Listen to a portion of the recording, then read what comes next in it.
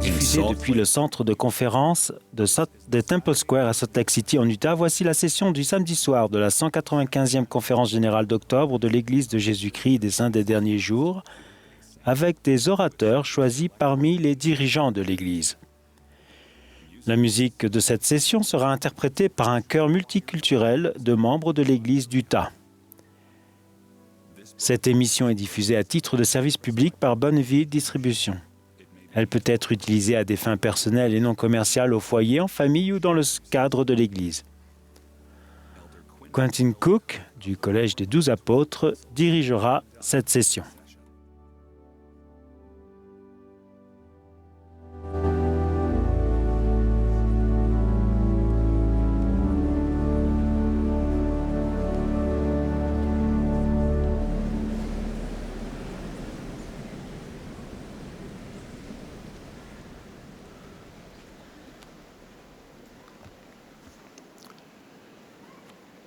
Frères et sœurs, merci d'être présents parmi nous à cette session du samedi soir de la 195e conférence générale d'octobre de l'Église de Jésus-Christ des Saints des derniers jours. Darlene Hawkes, qui préside la conférence, m'a demandé de diriger cette session. Nous sommes attristés par le décès du président Nelson et sommes reconnaissants de son exemple et de son service fidèle pour le Seigneur. La musique de cette session sera interprétée par un chœur de membres vivant en Utah sous la direction de Kelly Dehan et Manu Harris, avec Linda Margetts et Joseph Peoples à l'orgue. Le chœur ouvrira cette réunion en chantant « Quel fondement ferme ». Joël Klimingat, des 70, fera ensuite la prière d'ouverture. Puis, le chœur chantera « Pain de vie, toi, l'eau vive ».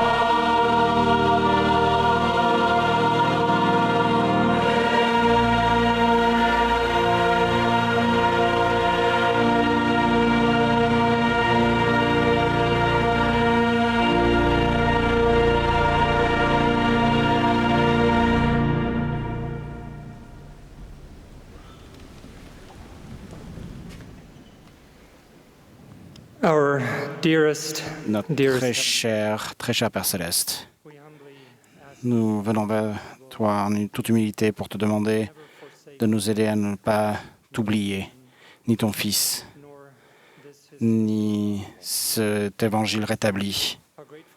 Combien nous sommes reconnaissants, Père Céleste, de savoir qu'avec le dernier souffle que notre cher prophète a eu dans cette vie, qu'il n'y avait jamais un moment, une seconde, une nanoseconde où cette Église a été sans révélation ou sans un grand prêtre président. Père Céleste, nous venons avec toi en tant que tes enfants, te demandant de bénir notre cher président Dallin Harris Oaks. Père, nous te demandons de voir, de pouvoir le bénir et de donner toute la force dont il a besoin, la jeunesse dont il a besoin, dans toutes ses capacités qu'il aura besoin, afin de faire d'accomplir ta volonté aussi long qu'il sera appelé.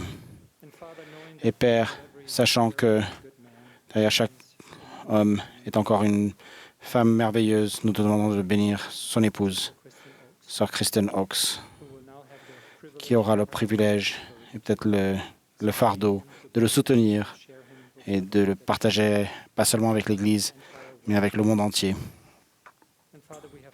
Et Père, nous venons vers toi aujourd'hui pour apprendre à tes pieds.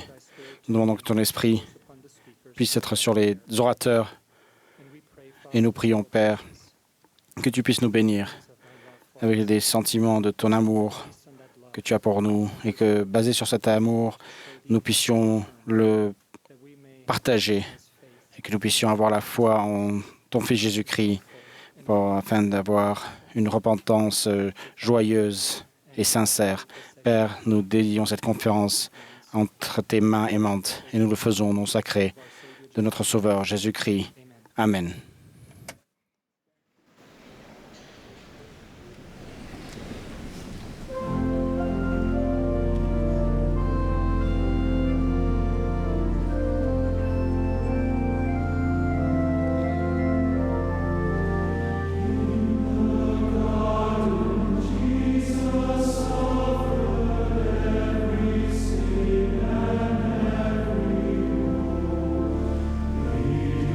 Trust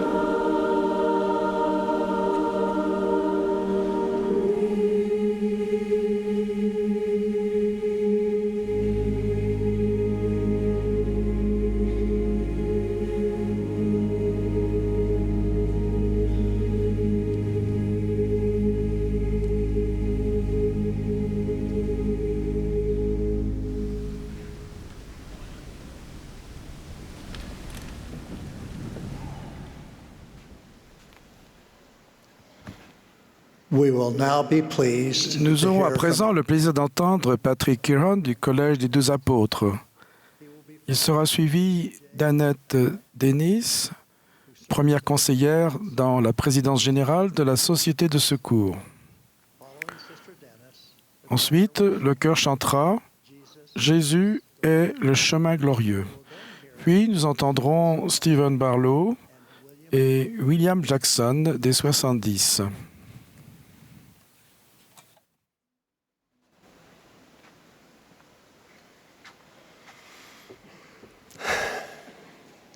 Jesus went about doing good. Jésus a fait du bien. Nous lisons cela dans le livre de Actes. Jésus allait de lieu en lieu faisant du bien. Jésus allait de lieu en lieu faisant du bien. C'est ainsi que le livre des Actes résume simplement les choses. Quel énorme euphémisme. Jésus allait assurément de lieu en lieu en faisant du bien. Il est l'essence même et la source de toute bonté. Il a consacré toute sa vie dans la condition mortelle à faire le bien. Il est miséricordieux et compatissant, lent à la colère et riche, infini en bonté et éternel en miséricorde. Toute tentative de décrire ou de résumer sa bonté et sa miséricorde serait insuffisante. En vérité, comme l'apôtre Jean a cherché à l'exprimer, si nous tentions de consigner chaque manifestation de la bonté du Sauveur, le monde même ne pourrait contenir les livres qu'on écrirait. Les exemples précis que nous avons immortalisés dans les Écritures de Jésus allant de lieu en lieu en faisant du bien suscitent une profonde admiration et un émerveillement, surtout lorsque nous réfléchissons à ce que cela devait être d'y assister, être témoin de ses miracles, recevoir ses enseignements et faire l'expérience de sa guérison. Il a conversé avec les exclus de la société, il a touché les malades et les impurs. Il a apporté du réconfort à ceux qui étaient fatigués. Il a enseigné des vérités libératrices et il a appelé les pécheurs au repentir, à chaque lépreux, aveugle et femme adultère, aux boiteux, aux sourds et aux muets, à chaque mère éplorée, père désespéré, veuve en deuil, aux condamnés, aux humiliés et aux souffrants, aux meurtris dans leur corps ou dans leur esprit. Ce qu'il leur a offert, c'est un nouveau départ. Oui, encore un euphémisme saisissant. Tout ce qu'il a dit et fait a offert un nouveau départ à chacun de ceux qu'il a guéris, bénis, enseignés et délivrés du péché. Il ne s'est pas détourné d'eux. Il ne se détournera assurément pas de vous. Imaginez maintenant entendre de sa bouche l'une de ces paroles qui donnent la vie. Mon enfant, tes péchés sont pardonnés. Jeune fille, lève-toi, je te le dis. Sois pure. Je ne te condamne pas non plus, va et ne pêche plus. Ma fille, ta foi t'a sauvée, va en paix. Les paroles du Sauveur à ces personnes étaient brèves, mais par elles, il dépeignait de vastes horizons de pardon, de guérison, de rétablissement, de paix et de vie éternelle. Et la merveilleuse nouvelle, c'est qu'il offre le même nouveau départ à vous et à moi. Nous pouvons tous bénéficier d'un nouveau départ grâce à Jésus-Christ et par lui.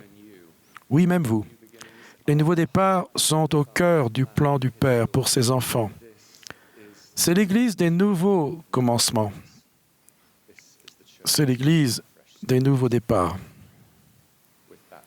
Par le baptême d'eau et d'esprit, nous naissons de nouveau et pouvons marcher en nouveauté de vie. Quelle espérance ce nouveau départ apporte-t-il à celui qui a cheminé péniblement sous le poids du péché ou souffert des conséquences d'une vie agitée et de relations dysfonctionnelles? Jésus n'avait lui-même besoin ni de pardon pour ses péchés, ni d'un nouveau départ dans la vie. Et pourtant, il s'est fait baptiser, nous montrant clairement le chemin du nouveau départ qu'il a tracé pour chacun de nous. Et notre nouveau départ ne se produit pas une seule fois. Nous avons tendance à penser que notre baptême est notre seule chance de repartir de zéro. Ce n'est pas le cas. Nous ne disposons pas d'une seule chance. Chaque jour peut être un nouveau départ. Chaque semaine l'est certainement lorsque nous prenons un petit morceau de pain et buvons un gobelet d'eau en souvenir du don de notre Père, de notre Sauveur parfait, qui est mort dans le but précis de nous offrir autant de nouveaux départs que nécessaire. Jésus nous accorde autant de nouveaux départs que nécessaire. Avec engagement et joie à vivre une nouvelle vie en Christ, nous pouvons devenir une nouvelle créature où les choses anciennes disparaissent et toutes choses deviennent nouvelles.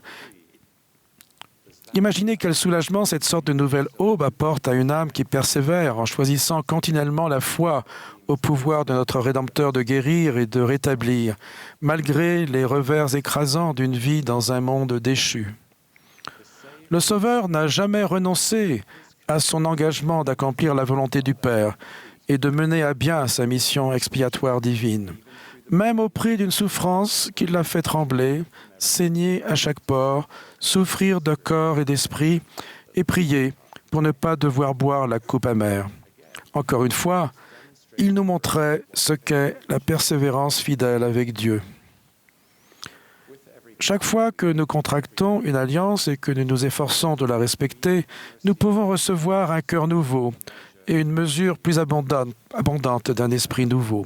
Peu à peu, en invitant davantage sa bonté dans notre cœur et en faisant taire les voix décourageantes dans notre tête, nous devenons son peuple parce que nous faisons véritablement de lui notre Dieu. Jésus désire ardemment être notre roi, notre berger, et notre prince de la paix. Et c'est à nous de choisir de le reconnaître ainsi, dans notre cœur et notre esprit. Le repentir ouvre la porte à nos nouveaux départs, nos nouveaux commencements et nos secondes chances. Les enseignements de Russell M. Nelson ont dissipé les malentendus concernant le don divin du repentir, et je crois que nous commençons enfin à en comprendre la portée. Il est inspirant d'entendre nos jeunes parler de ce que le repentir signifie pour eux. J'ai récemment entendu une jeune fille dire, le sourire aux lèvres, « Quand je pense au repentir quotidien, je ressens une joie et une espérance incroyables. Je ressens l'amour et la joie de mon Père Céleste et de mon Sauveur. Je n'ai pas peur de prier notre Père Céleste et de lui demander de l'aide dans toutes mes difficultés. Je sais qu'il ne cherche pas à me prendre en faute. Leurs bras sont grands ouverts. Voilà ce que signifie le repentir pour moi, a-t-elle dit. Cette jeune fille comprend que grâce à Jésus-Christ, elle peut prendre de nouveaux départs. Avez-vous besoin de prendre un nouveau départ? Est-ce vraiment possible pour vous aussi? Pensez aux personnes auxquelles le Sauveur a porté secours. Celles qu'il a enseignées, guéries, ramenées à la vie, pardonnées et rétablies. Les choisissait-elle en fonction de leur classe sociale ou de leur origine? Faisait-il une distinction entre les justes et les pécheurs? Choisissait-il les personnes qui étaient plus méritantes ou plus aimées? Non. Certaines personnes sont venues à lui avec une grande foi, croyant en son pouvoir guérisseur, comme la femme atteinte d'une perte de sang, le centurion romain dont le serviteur était mourant, le lépreux, Jairus, ou l'aveugle Bartimée. Chacun d'eux a mis sa foi à l'épreuve, espérant que la bonté et le pouvoir du rabbin de Nazareth transformeraient leur vie et leur avenir. Il l'a fait. Il a laissé son pouvoir guérisseur se déverser. Mais Jésus a aussi béni ceux dont la foi chancelait, comme le père de l'enfant malade qui s'était crié, peut-être comme vous l'avez déjà fait, « Je crois, viens au secours de mon incrédulité ». Il a même déversé sa compassion sur ceux qui ne l'avaient pas recherché du tout, comme la femme adultère, la veuve de Naïna, l'homme infirme près de la piscine de Bethesda, ou l'aveugle-né. L'avez-vous déjà senti faisant du bien dans votre vie, même sans l'avoir recherché ou suivi? À chacun de ces personnages des Écritures et à tous ceux qui ont accepté d'écouter et d'agir en conséquence, il a offert un nouveau départ, qu'il s'agisse d'une nouvelle vie pardonnée du péché, d'une nouvelle vie libérée de la maladie ou d'une nouvelle vie ramenée de la mort. Qu'est-ce que cela signifie pour vous et moi? Sa bonté, sa miséricorde et son amour bienveillant sont sans limite. Les nouveaux départs sont au cœur du plan du Père. Les nouveaux commencements sont la mission du Fils. Les aubes nouvelles, les nouveaux chapitres et les nouvelles chances sont l'essence même de la bonne nouvelle de l'Évangile. Êtes-vous resté trop longtemps éloigné de vos alliances pour qu'un nouveau départ ne vous attende pas? Non. Avez-vous commis trop souvent la même chose pour qu'une autre chance ne vous soit pas accordée? Non. Vous êtes-vous trop éloigné du Christ pour qu'il ne vous aide pas à écrire une nouvelle histoire dès aujourd'hui? Non. L'adversaire est le seul à tirer profit de l'idée que vous êtes perdu. Vous ne l'êtes pas. Les nouveaux départs ne concernent pas seulement nos péchés et nos erreurs. Par la bonté et la grâce du Sauveur, nous pouvons prendre de nouveaux départs qui transforment notre façon de penser, nos mauvaises habitudes, nos humeurs maussades, nos attitudes négatives, nos sentiments d'impuissance, ainsi que nos tendances à rejeter la faute sur autrui et à fuir nos responsabilités. Vous pouvez réellement changer des aspects de vous-même qui vous épuisent depuis des années. Vous pouvez repartir grâce au pouvoir du Maître des nouveaux départs. Il ne se lasse jamais de nous les accorder. À ceux qui luttent sans cesse contre le même péché ou la même difficulté, n'abandonnez pas. Il n'a pas placé d'obstacles sur votre route. Il n'a pas fixé de limite à vos secondes chances. Continuez d'avancer, persévérez. Cherchez du soutien auprès des personnes qui vous entourent. Placez votre confiance dans le nouveau départ qui vous attend chaque fois que vous retournez vers votre Père avec un cœur sincère. Laissez les péchés délibérés, les rechutes répétées à la légère et la rébellion orgueilleuse derrière vous, où ils doivent rester. Vous n'êtes pas condamné à rester la personne que vous étiez. Accueillez votre nouveau départ, votre deuxième, troisième, quatrième, ou même centième chance offerte par le sang expiatoire de Jésus-Christ. Je ne peux suffisamment exprimer ma reconnaissance pour le nouveau départ qui m'a été donné et pour ceux qui me seront donnés. Notre Sauveur a prononcé une dernière phrase d'un euphémisme bouleversant sans laquelle il n'y aurait aujourd'hui aucune raison d'espérer et de se réjouir. Après les souffrances atroces de Gethsémane, et au terme du supplice de la croix, il a simplement dit « Tout est accompli ». La prophétie messianique s'était accomplie et la dette pour les péchés et les souffrances de l'humanité avait été entièrement payée. Il a déclaré que son sacrifice infini et éternel était accompli. Pourtant, son expiation ne s'est pleinement achevée qu'au troisième jour, lorsqu'il a lui-même connu une vie nouvelle. Ce nouveau départ, en tant qu'être glorifié et ressuscité par le pouvoir du Père.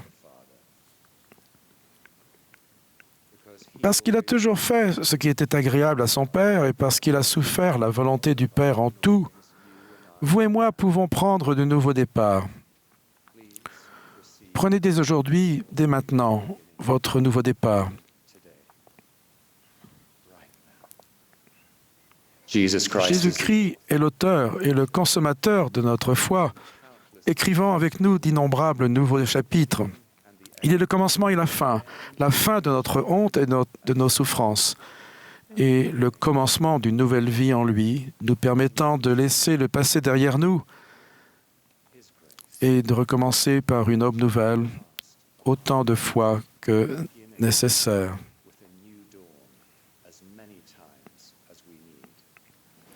Oui, véritablement, le bonheur et la grâce nous accompagneront tous les jours de notre vie. Au nom de Jésus-Christ. Amen.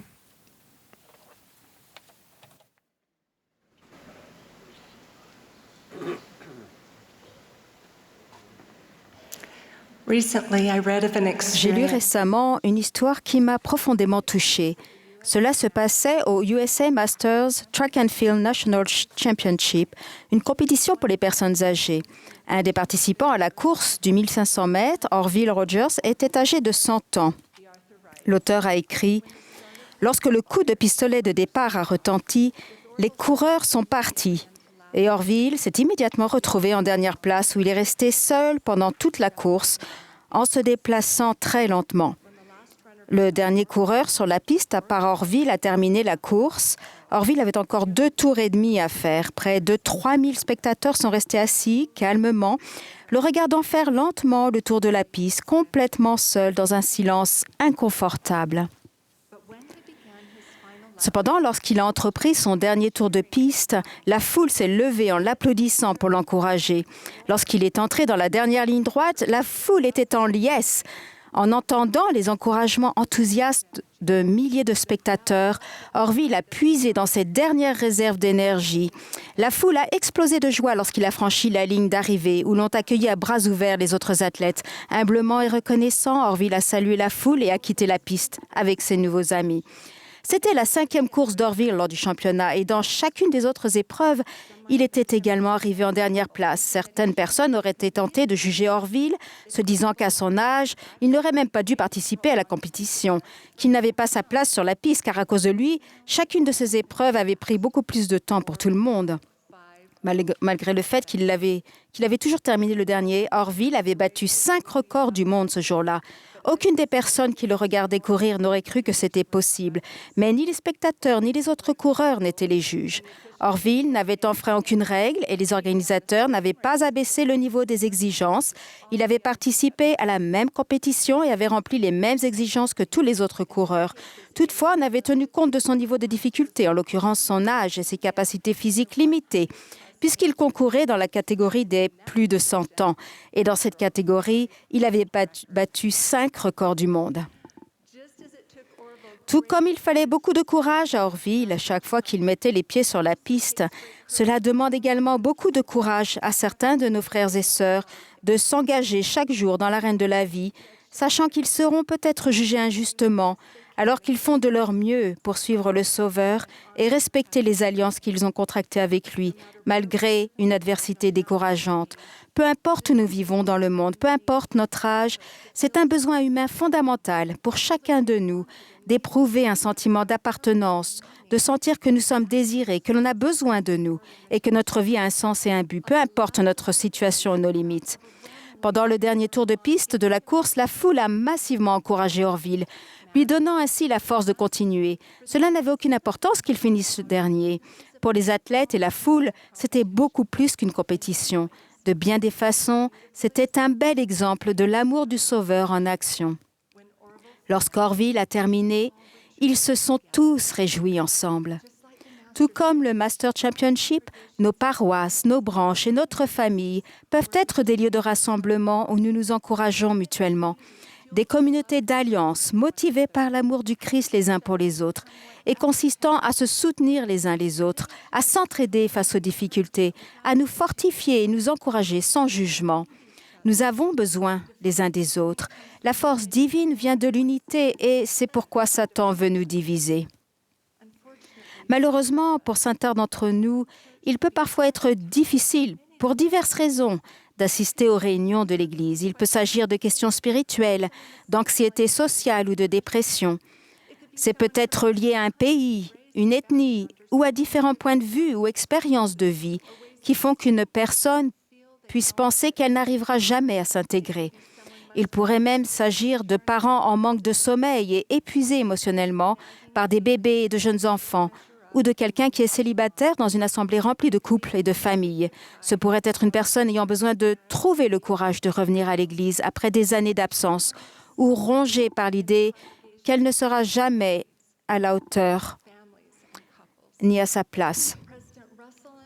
Russell M. Nelson a dit « Un couple de votre paroisse qui divorce, un jeune qui rentre prématurément de mission ou un adolescent qui remet son témoignage en question n'ont pas besoin de votre jugement. Ils ont besoin de percevoir l'amour pur de Jésus-Christ dans vos paroles et vos actions. Notre expérience à l'Église est destinée à créer des liens essentiels avec le Seigneur et entre nous, si précieux pour notre bien-être émotionnel et spirituel. Un élément inhérent aux alliances que nous contractons avec Dieu, tout d'abord au baptême, est notre responsabilité de s'aimer et de se soutenir les uns les autres en tant que membres de la famille de Dieu, membres du corps du Christ, mais pas seulement pour cocher une case sur une liste de choses à faire.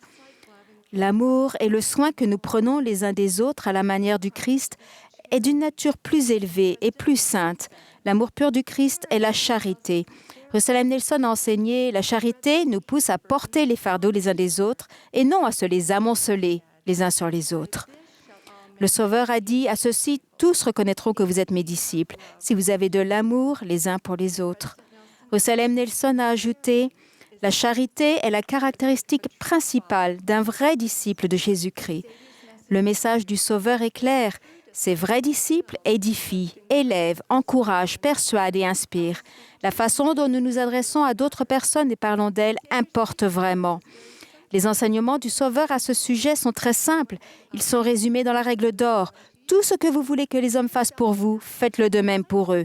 Mettez-vous à la place de cette personne et traitez-la comme vous aimeriez être traité si vous étiez à sa place.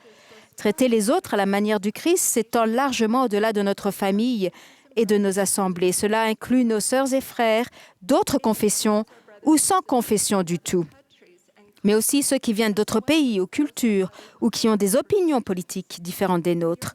Nous faisons tous partie de la famille de Dieu et il aime tous ses enfants. Il désire que ses enfants l'aiment lui et aussi s'aiment les uns les autres.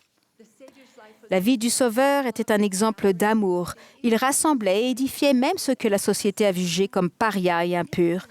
Il est un exemple qu'il nous est commandé de suivre.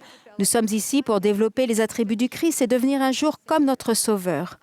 Son évangile n'est pas une liste de tâches à effectuer, c'est un évangile de changement pour devenir comme lui et aimer comme il le fait.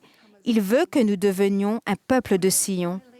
À la fin de ma vingtaine, j'ai vécu un épisode de profonde dépression. Et pendant cette période, c'était comme si la réalité que Dieu existait avait soudainement disparu. Je ne peux pas vraiment expliquer ce que je ressentais, mais je me sentais complètement perdue. Depuis que j'étais petite fille, j'avais toujours su que mon Père céleste était là et que je pouvais lui parler. Mais pendant cette période, je ne savais plus s'il y avait un Dieu. Je n'avais jamais rien vécu de pareil dans ma vie et c'était comme si toutes mes croyances fondamentales s'écroulaient. Pour cette raison, il m'était difficile d'assister aux réunions de l'Église. J'y allais, mais c'était en partie parce que j'avais peur qu'on dise que j'étais inactive ou moins fidèle et je craignais de devenir un projet attribué à quelqu'un. Ce dont j'avais vraiment besoin à ce moment-là, c'était de ressentir l'amour sincère, la compréhension et le soutien des gens autour de moi et non d'être jugée.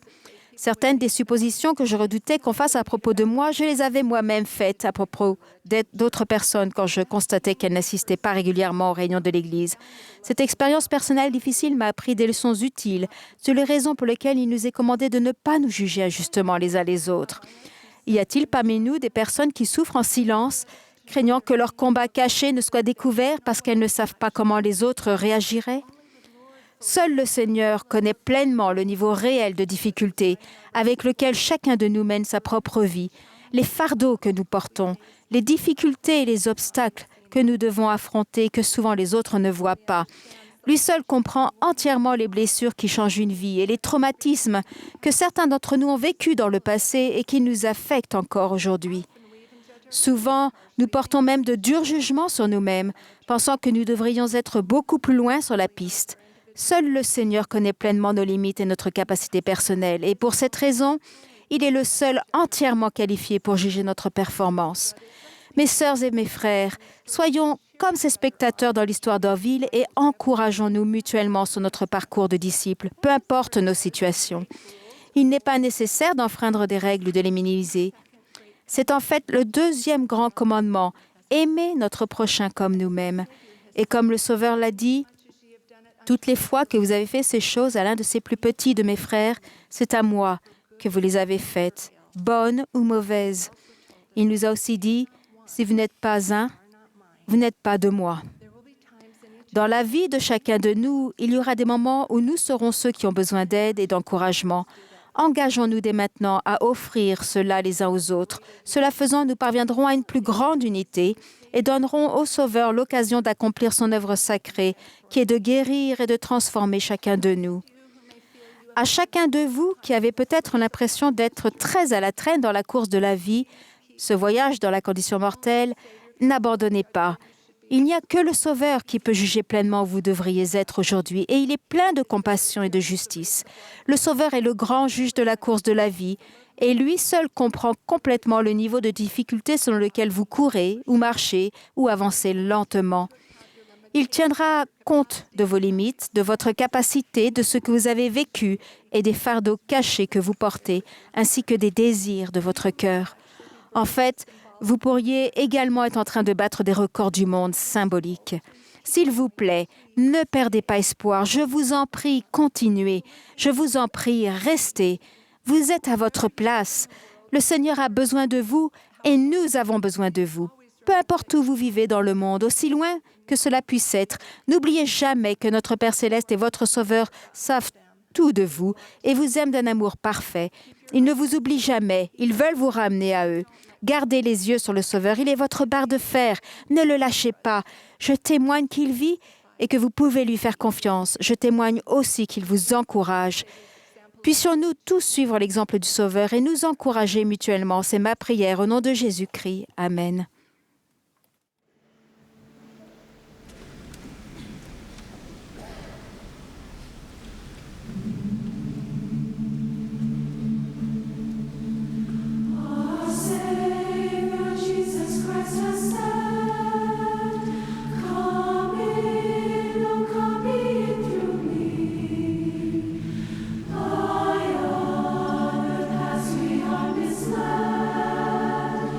Through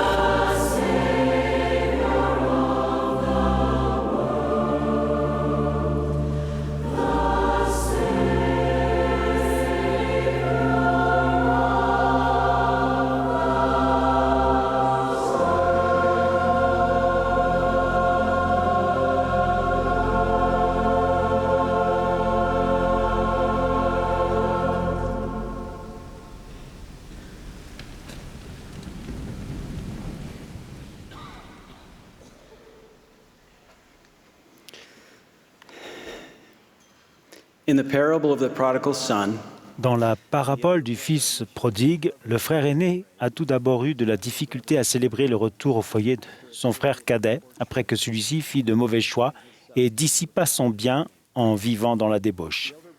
pride and self-righteousness kept him En raison from de son orgueil et de sa suffisance, le frère aîné a été incapable d'accueillir avec joie le retour de son frère repentant.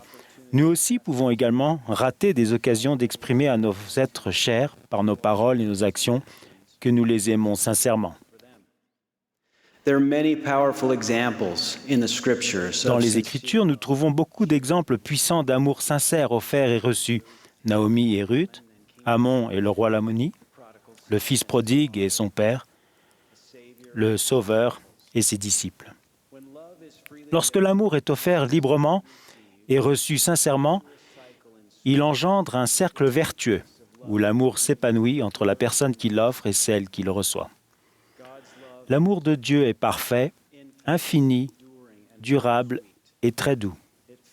Il remplit l'âme d'une joie extrêmement grande. Néanmoins, il nous est parfois difficile de reconnaître l'amour de Dieu dans notre vie.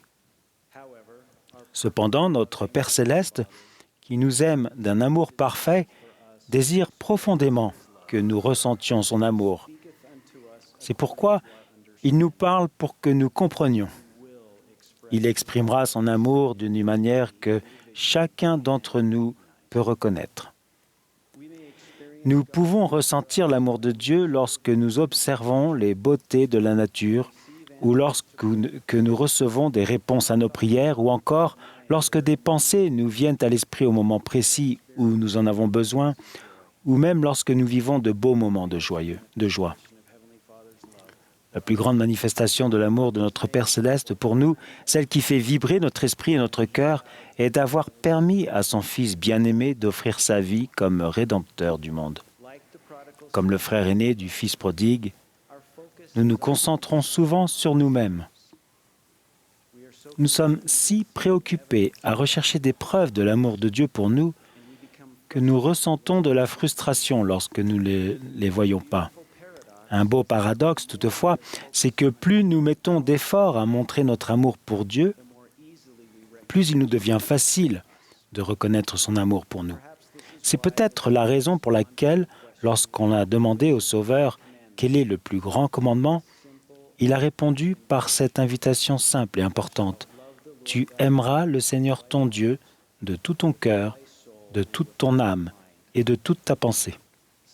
Il arrive parfois que la façon dont nous montrons notre amour aux personnes qui nous sont les plus chères ne soit pas nécessairement la façon dont elles reconnaissent l'amour. Cela peut être frustrant à la fois pour la personne qui donne et celle qui reçoit. Il serait peut-être utile de demander aux personnes que nous aimons comment elles reconnaissent une expression d'amour. De même, si nous voulons montrer notre amour à Dieu, nous devons comprendre comment il le reconnaît. Heureusement, il a clairement souligné dans les Écritures plusieurs façons dont nous pouvons lui montrer notre amour. L'échange instructif entre Pierre et le Seigneur ressuscité sur les bords de la mer de Tibériade nous apprend des façons de montrer notre amour pour le Seigneur. Après qu'ils eurent mangé, Jésus dit à Simon Pierre, « Simon, fils de Jonas, m'aimes-tu plus que ne m'aime ceci ?» Il lui répondit, « Oui, Seigneur, tu sais que je t'aime. » Dans cette demande du Seigneur, la question centrale est « M'aimes-tu plus que ne m'aime ceci ?» Nous montrons notre amour envers le Seigneur lorsque nous le plaçons au-dessus de ceci. Et ceux-ci peuvent être toute personne, toute activité ou quoi que ce soit qui remplace le Seigneur comme influence la plus importante dans notre vie. Il n'y aura jamais assez de temps dans une journée, une semaine, un mois ou une année pour accomplir tout ce que nous désirons ou devons faire. Une partie de l'épreuve de la condition mortelle consiste à utiliser notre précieux temps pour ce qui est le plus important pour notre bien éternel et d'abandonner les choses qui sont moins importantes. Russell M. Nelson a dit « La question qui se pose à chacun de nous est la même. Êtes-vous disposé à laisser Dieu être l'influence la plus importante dans votre vie ? Permettrez-vous à ces paroles, ces commandements et ces alliances d'influer sur ce que vous faites chaque jour? Permettrez-vous à sa voix d'avoir la priorité sur toutes les autres? Êtes-vous disposé à laisser toutes vos autres ambitions de côté et à donner la préséance à tout ce qu'il a besoin que vous fassiez? Êtes-vous disposé à ce que votre volonté soit engloutie dans la sienne? Nous montrons notre engagement de disciple et notre amour pour Dieu quand nous lui donnons la priorité absolue. Dans le verset suivant de cette même discussion entre Pierre et le Sauveur, nous apprenons une autre façon pour laquelle le Seigneur reconnaît l'expression de notre amour.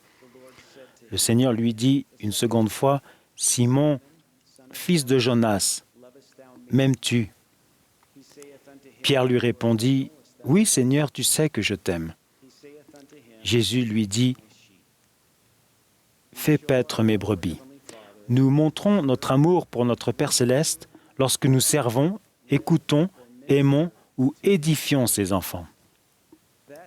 Ce service peut être aussi simple que de vraiment regarder autrui sans jugement. La section 76 des Doctrines et Alliances nous donne un important aperçu de la nature de ceux qui hériteront d'une gloire céleste. Ils voient comme ils sont vus et ils connaissent comme ils sont connus. Ils voient les gens comme Dieu les voit et lui les voit tels qu'ils peuvent devenir avec un glorieux potentiel divin. Après mon retour de mission, j'ai repris l'entreprise d'entretien de pelouse que mes frères et moi avions lancée lorsque nous étions adolescents. J'étais également très occupé par mes études universitaires. Une semaine de printemps, en raison d'une pluie abondante et des examens finaux qui approchaient, j'étais dépassé, j'avais pris du retard sur mes engagements professionnels. Au milieu de la semaine, le ciel s'est dégagé et j'ai donc prévu de rattraper mon travail d'entretien de pelouse après les cours. Cependant, en arrivant chez moi, j'ai constaté que mon camion et mon équipement avaient disparu. Intrigué, je me suis rendu dans le jardin dont je devais m'occuper et pour chacun d'eux, la pelouse y avait déjà été merveilleusement tondue.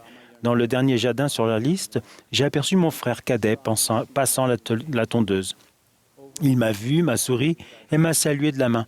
Submergé par la reconnaissance, je l'ai pris dans mes bras et je l'ai remercié. Son grand acte de service a profondément renforcé mon amour et ma loyauté à son égard.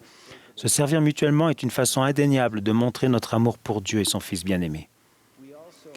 Nous manifestons aussi notre amour pour Dieu en ayant un cœur reconnaissant. Le Seigneur a dit « Et il n'y a rien qui offense autant Dieu que ceux qui ne confessent pas sa main en toutes choses. » Nous montrons notre amour pour Dieu en reconnaissant qu'il est la source de toute bonne chose dans notre vie. Lorsque nous avons lancé une entreprise, mon associé et moi faisions une prière sincère avant les réunions importantes pour demander l'aide de notre Père céleste. Chaque fois, Dieu répondait à nos prières et nos réunions se déroulaient bien. Après l'une de ces réunions, mon associé m'a fait remarquer que nous étions prompts à demander de l'aide, mais lents à remercier. À partir de ce jour-là, nous avons pris l'habitude d'offrir des prières de gratitude sincère, reconnaissant la main du Seigneur dans nos réussites. Nous montrons notre amour pour Dieu par une attitude reconnaissante. Une autre façon de montrer notre amour pour notre Père céleste et son Fils bien-aimé est de choisir de leur obéir. Le Sauveur a dit « Si vous m'aimez, gardez mes commandements ». Il ne s'agit pas d'une obéissance aveugle ou imposée, mais d'une expression d'amour sincère et volontaire. Notre Père céleste désire que nous choisissions d'être obéissants. Sœur Tamara Runia appelle cela « obéir par affection ». Elle a dit « Même si nous n'obéissons pas encore d'une manière parfaite, nous nous efforçons d'obéir par affection maintenant en choisissant de rester encore et encore parce que nous l'aimons. » Notre Père céleste nous a donné le libre arbitre pour nous inspirer à vouloir le choisir. Son œuvre et sa gloire ne sont pas seulement de réaliser l'immortalité et la vie éternelle de l'homme, mais aussi l'espoir que notre plus grand désir soit de retourner à lui. Cependant, il ne nous forcera jamais à obéir. Dans le cantique « Sachez que chacun peut choisir », nous chantons « Il choisira, il bénira, avec amour dirigera et montrera le bon chemin. » Mais sans forcer l'esprit humain. En tant que dirigeant de mission, mon épouse Christina et moi avons été inspirés par tant de missionnaires qui ont choisi d'être obéissants, non seulement parce que c'était une règle missionnaire, mais parce qu'ils voulaient montrer leur amour pour le Seigneur en choisissant humblement de le représenter. Frère Renland a expliqué, en tant que parents, le but de notre Père Céleste n'est pas que ses enfants fassent ce qui est juste, mais qu'ils choisissent de faire ce qui est juste et deviennent un jour comme lui. S'il voulait simplement que nous soyons obéissants, il se servirait de récompenses et de punitions pour influer sur notre comportement.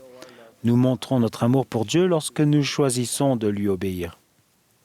Notre Père Céleste et notre Sauveur reconnaissent l'expression de notre amour pour eux lorsque nous les plaçons au premier plan dans notre vie, lorsque nous nous servons mutuellement, lorsque nous reconnaissons avec gratitude toutes les bénédictions qu'ils nous accordent et lorsque nous choisissons de leur obéir et de les suivre.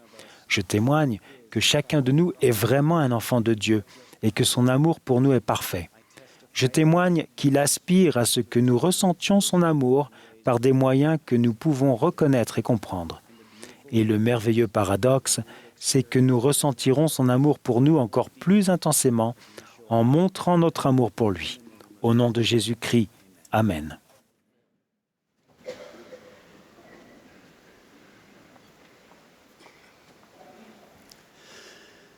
Christ is the good shepherd. Le Christ est le bon berger. Chacun des membres du troupeau est précieux à ses yeux. Il a montré comment prendre soin du troupeau et nous a enseigné par ses paroles et ses actes les qualités d'un bon berger, connaître ses brebis par leur nom, les aimer, retrouver celles qui sont perdues, les nourrir et finalement les ramener de nouveau au foyer. Il attend de nous que nous agissions de la même manière en tant que berger adjoint. L'exemple de Moroni, ancien prophète et berger exceptionnel, nous en apprend beaucoup sur ce que l'on peut faire pour servir à la manière du Seigneur. Il a vécu à une époque très difficile. Il ne bénéficiait pas de téléphone portable, d'ordinateur ou de l'Internet. Mais il a réussi à suivre attentivement les brebis. Comment y est-il parvenu? Nous avons un aperçu de sa méthodologie dans Moroni 6.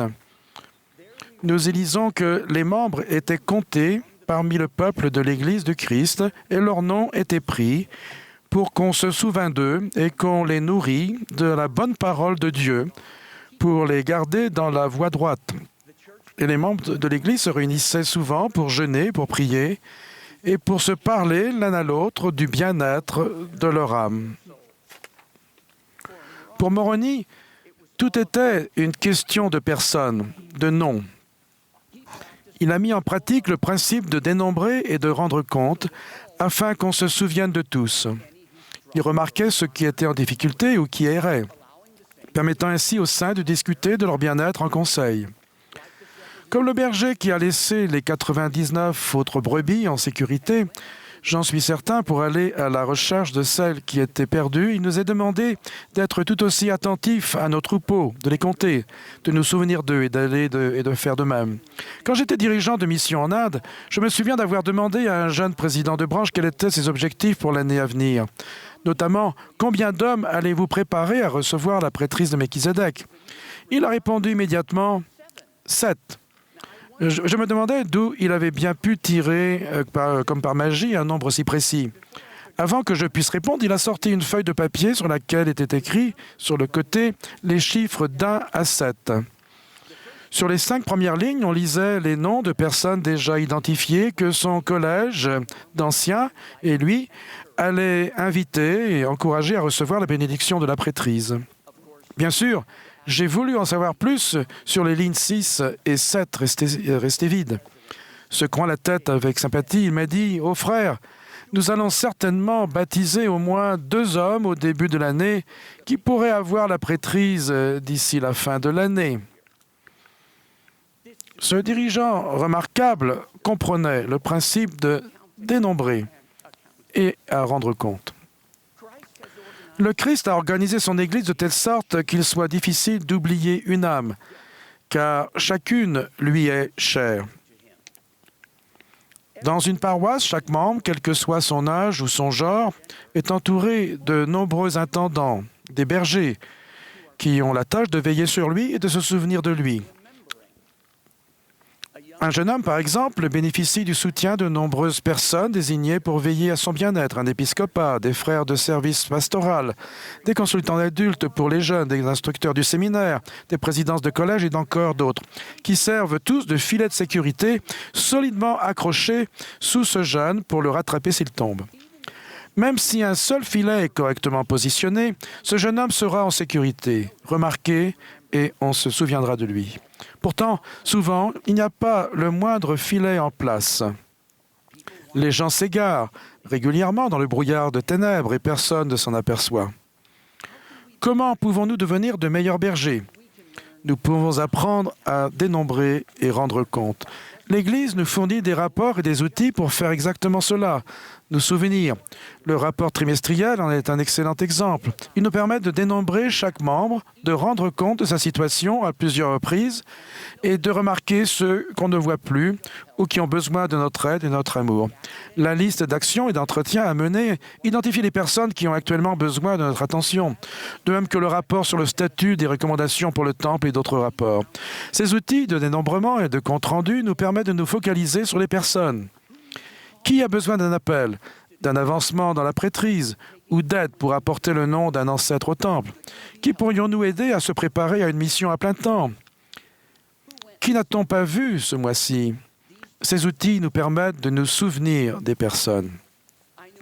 Je connais une famille qui a accepté une affection en Afrique. Le tout premier dimanche, ils sont entrés dans la seule unité de l'Église du pays où ils ont été accueillis avec enthousiasme. À la fin de la matinée, l'épouse a été appelée présidente de la Société de secours et lui, dirigeant des jeunes gens. Il a demandé au président de branche, qui avait l'air épuisé, combien il avait de jeunes gens. Ce dirigeant fidèle, membre de première génération, a montré du doigt le fond de la salle de Sainte-Seine et dit « c'est de là ». L'homme était sceptique, à juste titre. Il a donc emporté chez lui une liste de membres de la branche et a rapidement remarqué qu'il y avait en fait 20 jeunes gens sur la liste. Il est retourné voir le président de branche et a demandé que 2 jeunes adultes dynamiques et bilingues lui servent de conseillers. Puis il s'est assis avec eux et les 2 garçons pour revoir les noms de la liste. Ensuite, ces jeunes gens diligents se sont mis au travail. Au cours des mois suivants, ils ont trouvé tous les garçons enregistrés sur la liste. Nom après nom, ces brebis perdues ont été accueillis par leurs camarades et nourris spirituellement et physiquement. En l'espace d'un an, un dimanche typique, on observait une moyenne de 21 jeunes gens présents aux réunions. Que Dieu soit loué pour ces jeunes gens qui dénombraient et rendaient compte. Un ami cher, alors jeune étudiant de 3e cycle, a déménagé avec sa famille dans une grande ville américaine pour poursuivre ses études. Il a été immédiatement appelé à présider le Collège des Anciens. Un peu inquiet à l'idée de son premier entretien avec le président de Pieux, il avait décidé d'arriver préparé. Il a dit au président de Pieux qu'il avait 3 objectifs pour l'année à venir. D'abord, 90% de service pastoral. Deuxièmement, un enseignement approfondi de l'Évangile chaque semaine. Et troisièmement, une activité de collège bien planifiée chaque mois. En souriant à mon ami, ce président de Pieux avisé lui a demandé « Pourriez-vous me donner le nom d'un membre du collège qui est non pratiquant et que vous pourriez accompagner avec sa famille au temple cette année ?» Cette question a pris mon ami par surprise. Il a réfléchi attentivement et a trouvé un nom. « Écrivez-le », lui a recommandé le président de Pieux. Puis ce dirigeant expérimenté a posé la même question à 3 reprises. Et l'entretien s'est terminé. Ce jeune homme est sorti de cet entretien en ayant appris l'une des grandes leçons sur l'art de diriger et de servir. Il était venu à l'entretien avec des programmes, des leçons et des activités. Il est reparti avec des noms. Ces 4 noms sont devenus par la suite l'une des priorités de son collège et de lui-même en matière de service. En tant que dirigeant de mission, j'ai rendu visite à l'une de mes branches un dimanche matin. J'ai remarqué que le président de branche n'arrêtait pas de sortir une fiche de sa poche et d'écrire dessus. J'ai décidé de lui demander de quoi il s'agissait après la prière de clôture. Une fois la réunion terminée, et avant que j'aie pu le questionner sur la fiche, le dirigeant de mission de branche s'est précipité sur l'estrade et le président lui a remis la fiche. Rapidement, j'ai suivi ce dirigeant enthousiaste à sa réunion hebdomadaire de coordination missionnaire de branche. Avant que la réunion commence, il a sorti le papier de sa poche. Il était rempli des noms des membres absents à la réunion de Sainte-Seine. En quelques minutes, chaque membre du conseil avait choisi un nom ou deux, s'engageant à rendre visite aux personnes le jour même pour s'assurer qu'elles allaient bien et pour leur faire savoir qu'on avait regretté leur absence. Voilà ce qu'on appelle dénombrer et rendre compte. Je me souviens d'un district à plusieurs heures d'avion du temple le plus proche où avoir toujours une recommandation pour le temple valide était une priorité absolue, en dépit du fait qu'elle ne serait probablement jamais utilisée. Le premier dimanche de chaque mois, les dirigeants utilisaient leurs outils de suivi pour recenser leurs membres dotés. S'ils constataient qu'une recommandation arrivait bientôt à expiration, le secrétaire exécutif planifiait un entretien pour son renouvellement. On tenait conseil au sujet des membres dont la recommandation avait expiré, puis on cherchait activement à leur venir en aide pour qu'elles reviennent sur le chemin des alliances.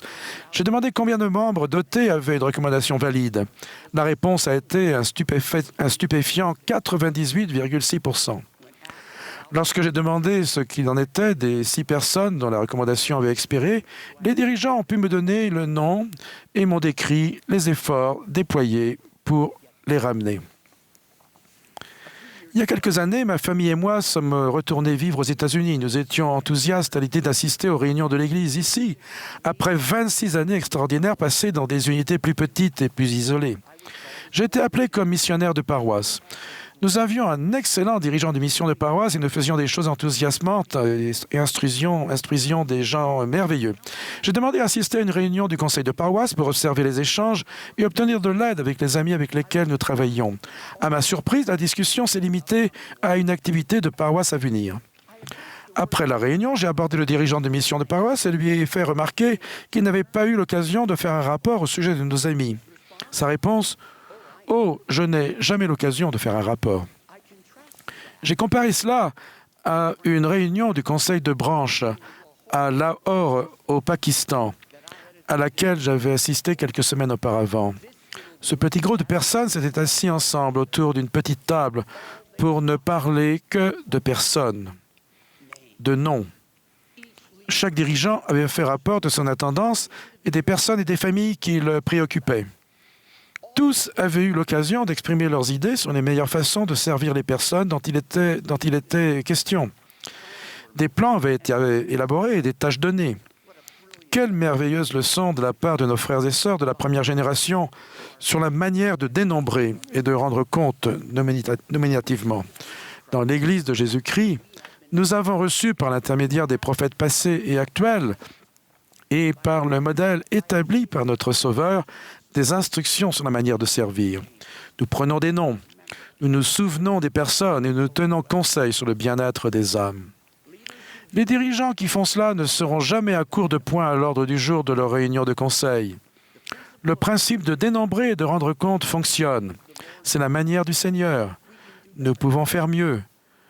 Pour Dieu qui a créé l'univers et règne sur tout, cette œuvre, son œuvre et sa gloire est très personnelle. Et il devrait en être de même pour nous, en tant qu'instrument entre ses mains, dans son œuvre prodigieuse du salut et de l'exaltation. Il en résultera des miracles dans la vie de vraies personnes. Au nom de Jésus-Christ. Amen.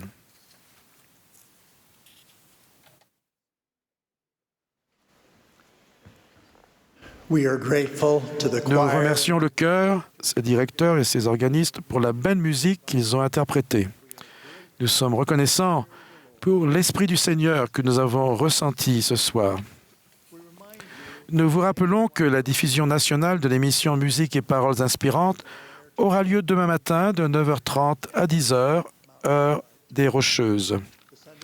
La session du dimanche matin de la conférence suivra immédiatement. Le dernier orateur de cette session sera Neil Anderson du Collège des 12 Apôtres. À la fin de son discours, le chœur chantera « Qu'il est bon de servir chaque jour ». Ensuite, Raymond Egbo, des 70, fera la prière de clôture.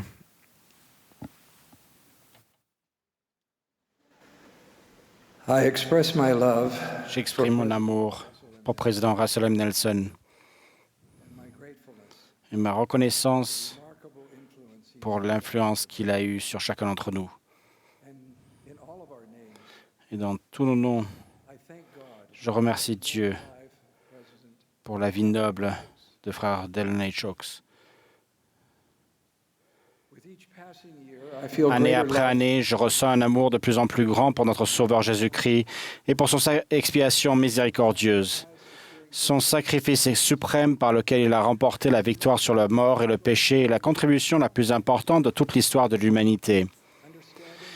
La compréhension de son don divin représente pour moi un apprentissage céleste infini qui se poursuivra au-delà de la tombe. La puissante compassion du Sauveur lorsqu'il pardonne les péchés et guérit les blessures causées par les péchés d'autrui est une manifestation des plus miraculeuses de l'amour de Dieu. Mon désir est d'offrir de l'espoir aux personnes qui cherchent le pardon pour des péchés graves et du réconfort à celles qui cherchent la guérison des blessures profondes causées par les péchés graves d'autrui. La guérison et le pardon ne sont complets que dans l'amour expiatoire de Jésus-Christ. Si vous avez commis des péchés graves et que vous avez le désir ou êtes en train de vous repentir pleinement et souhaitez ressentir la joie ineffable du pardon, sachez que ce miracle vous attend. Le Sauveur nous lance continuellement cet appel. Venez à moi. Le fait de renforcer votre foi en notre Sauveur Jésus-Christ revigorera le désir de votre âme de le connaître, de croire en lui et de lui abandonner votre cœur.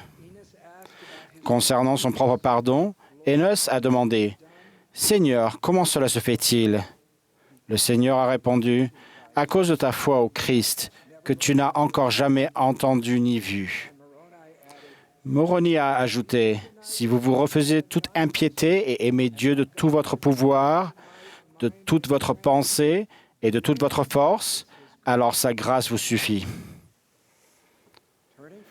Vous détournez du péché, vous tournez vers Dieu et renforcer votre foi en Jésus-Christ est un beau début.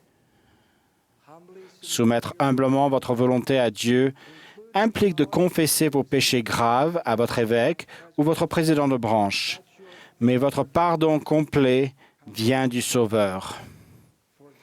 Le pardon est un don divin offert par la grâce de Jésus-Christ. Le désir de revenir véritablement à Dieu s'accompagne de la détermination d'être complètement honnête avec votre Père céleste, avec vous-même, avec ceux qui ont été blessés et avec votre dirigeant de la prêtrise. Votre Père céleste se réjouit de votre détermination à venir à lui le cœur brisé et l'esprit contrit. Avoir l'esprit contrit signifie se remettre humblement entre les mains de Dieu.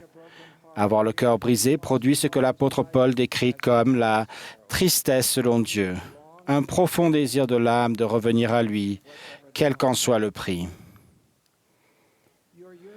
Ce désir ardent vous amène à vouloir réparer ce que vous avez brisé. Néanmoins, réalisant qu'il y a des choses que vous n'avez pas le pouvoir de réparer, vous priez avec ferveur que le Seigneur, par sa grâce, guérisse les personnes qui ont été blessées à cause de vos actions.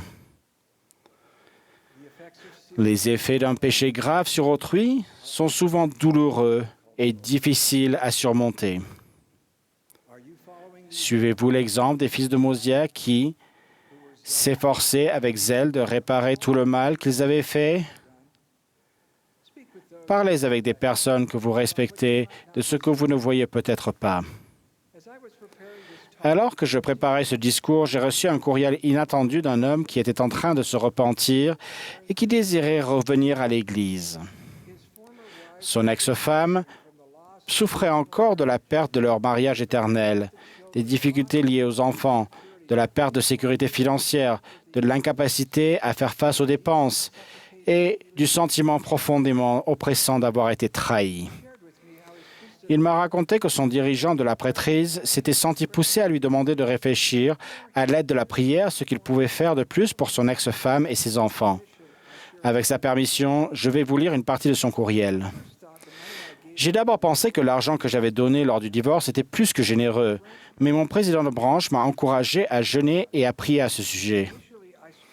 Au début, j'avais du mal à accepter l'idée d'une restitution supplémentaire. Quand mes péchés n'étaient pas d'ordre financier, je me demandais ce que signifiait réellement une restitution généreuse. Mais je me suis vite rendu compte qu'il ne s'agit pas seulement d'argent.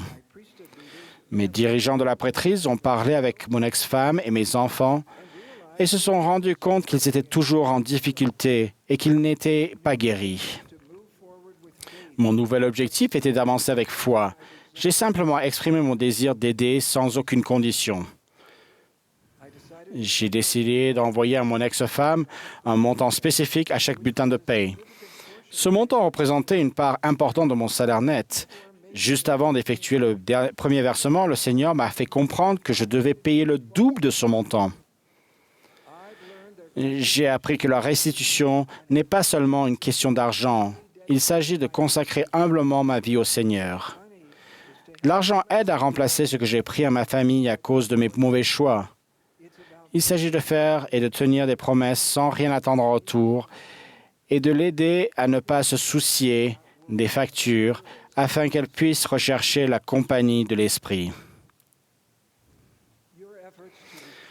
Vos efforts pour réparer ce que vous avez brisé n'ont peut-être aucun lien avec l'argent, mais en tenant humblement conseil avec le Seigneur, vous découvrirez peut-être que vous pouvez faire plus. Tandis que vous recherchez le pardon du Seigneur, soyez patient en attendant la pleine approbation. Réfléchissez à ce passage d'Écriture. Ils s'humilièrent dans les profondeurs de l'humilité et crièrent à Dieu avec force. Oui, toute la journée. Mais le Seigneur était lent à entendre leurs cris à cause de leurs iniquités.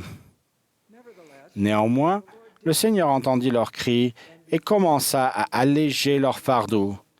Et ils commencèrent à prospérer peu à peu. Soyez patients, tandis que le Seigneur vous donne peu à peu sa bénédiction et son approbation. En son temps, vous sentirez la voix du Seigneur vous dire « Ne laisse plus ces choses-là te troubler ».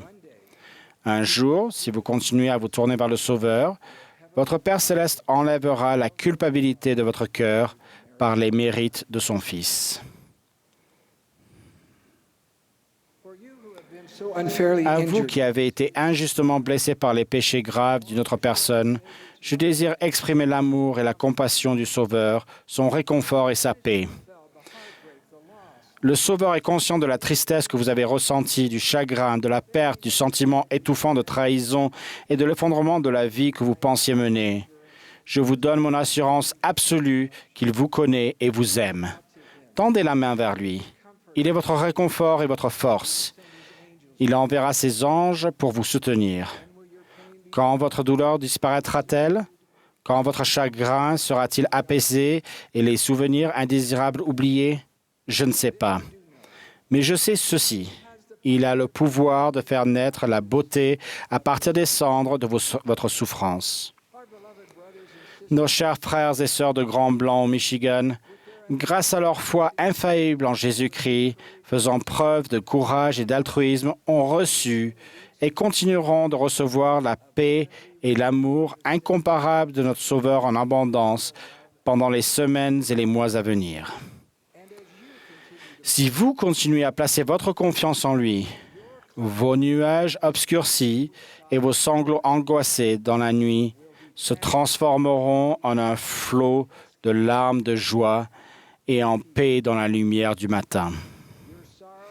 Votre tristesse se changera en joie, et nul ne vous ravira votre joie.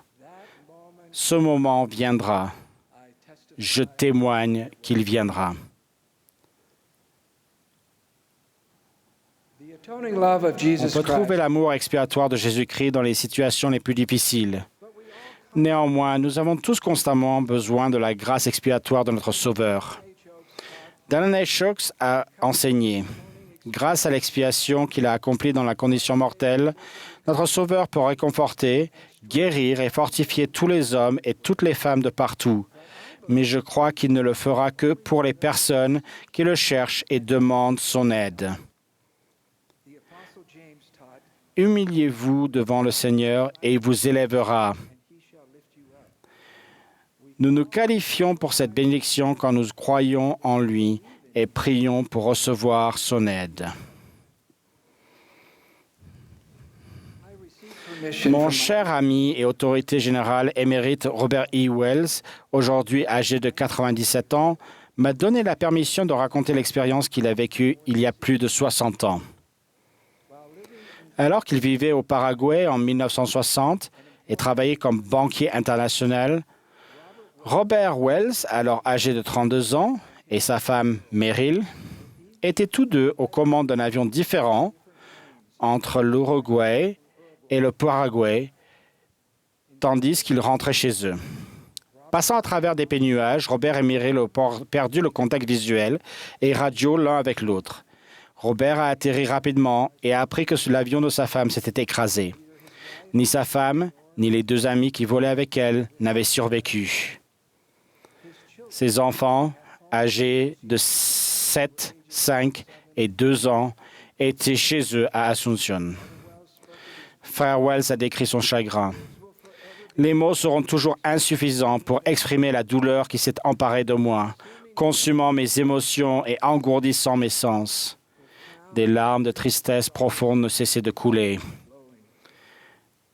Comme si cela ne suffisait pas, alors que mon esprit luttait pour faire face à la terrible prise de conscience du décès de ma femme, je me suis senti accablé d'une immense culpabilité, convaincu que j'étais responsable de l'accident. Robert s'en voulait de ne pas avoir fait inspecter l'avion plus minutieusement et de ne pas avoir donné à sa femme des instructions suffisantes sur l'utilisation des instruments de navigation en vol. Il se sentait coupable de négligence. Il a dit « Mon esprit est entré dans un état de confusion sombre. J'existais simplement pour le bien des enfants, mais rien de plus. J'avais perdu le désir de vivre. » Finalement, Robert a reçu la bénédiction d'une expérience profondément spirituelle. Il raconte. Un soir, environ 1 an plus tard, alors que j'étais à genoux en prière, un miracle s'est produit. Tandis que je priais et suppliais mon Père céleste, j'ai senti que le Sauveur venait à mes côtés et j'ai entendu une voix audible dire ces mots à mon âme et à mes oreilles. Robert, mon sacrifice expiatoire a payé pour tes péchés et tes erreurs. Ta femme te pardonne, tes amis te pardonnent. Je vais alléger ton fardeau. À partir de ce moment et de manière extraordinaire, j'ai été soulagé de mon désespoir et du fardeau de la culpabilité. J'avais été secouru.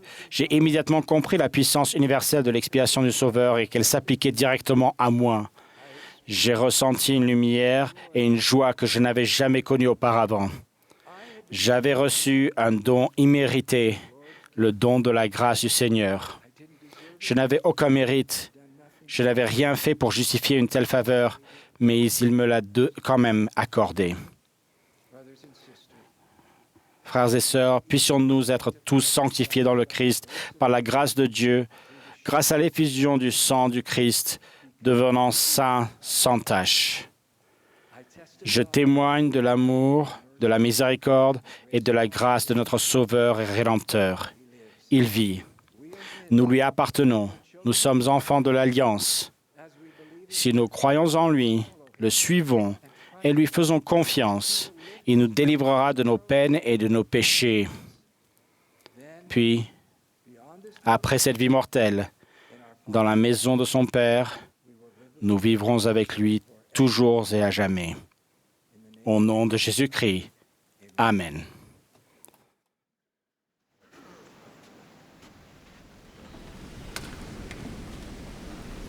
What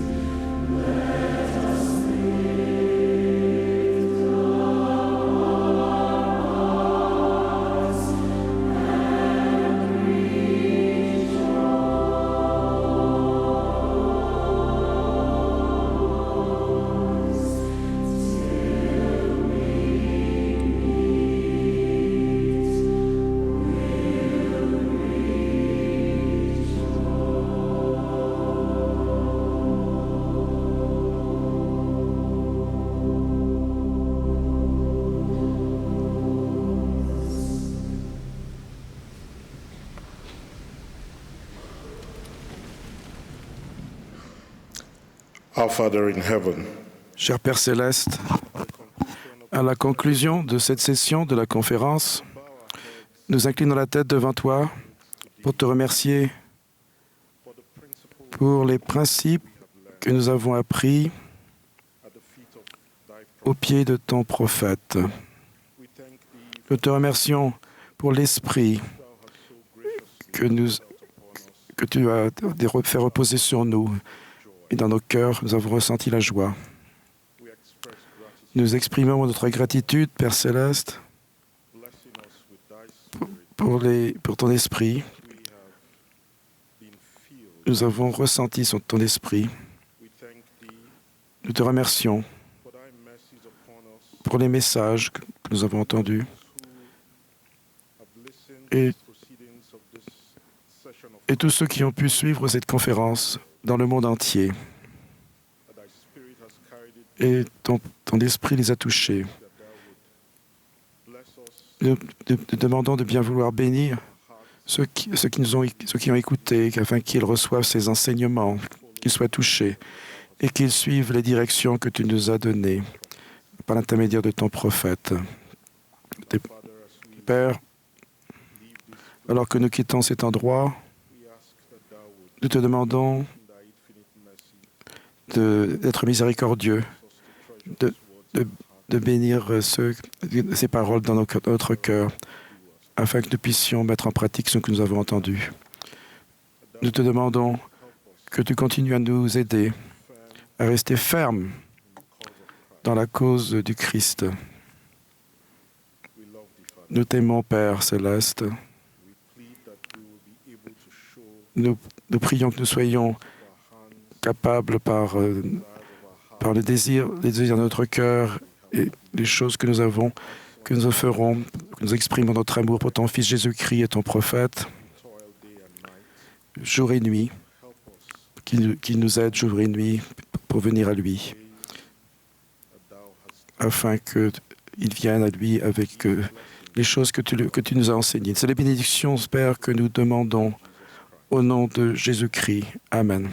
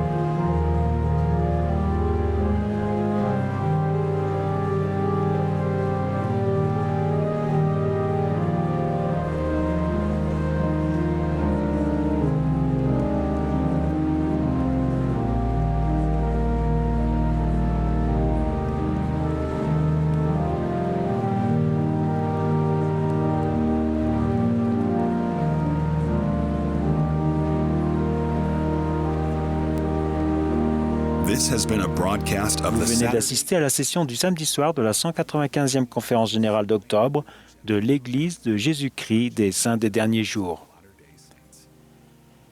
Les orateurs étaient choisis parmi les dirigeants de l'Église.